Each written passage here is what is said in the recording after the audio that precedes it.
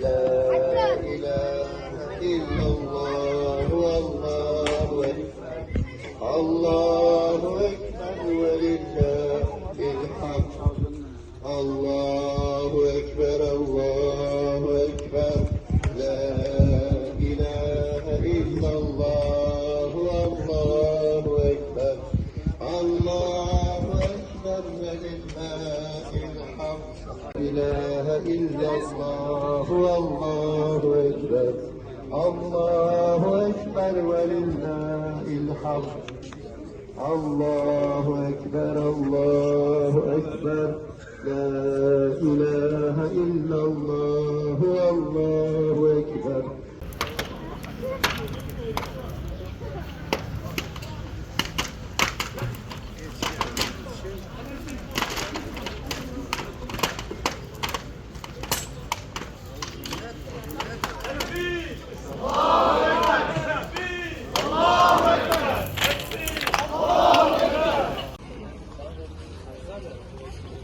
Şeytan taşlama vazifesini yerine getiriyorlar.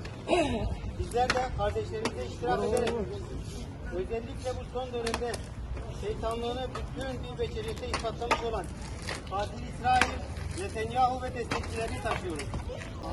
Bismillah, Allahu Ekber. Allahu Ekber. Bismillah, Allahu Ekber. Allahu Ekber. Bismillah, Allahu Ekber. Bismillah, Allahu Ekber. Allahu Ekber. Allahu Ekber.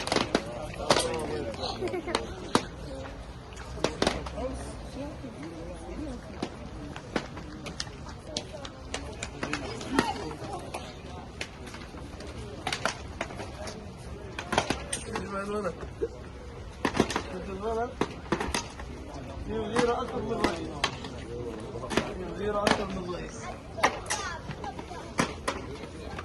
لعنات الله إسرائيل لعنات الله لا إله إلا الله لا إله إلا الله أمريكا لعنات الله أمريكا لعنات الله لا إله إلا الله لا إله إلا الله إسرائيل لعنات الله إسرائيل لعنات الله لا إله إلا الله لا إله إلا الله أمريكا لعنات الله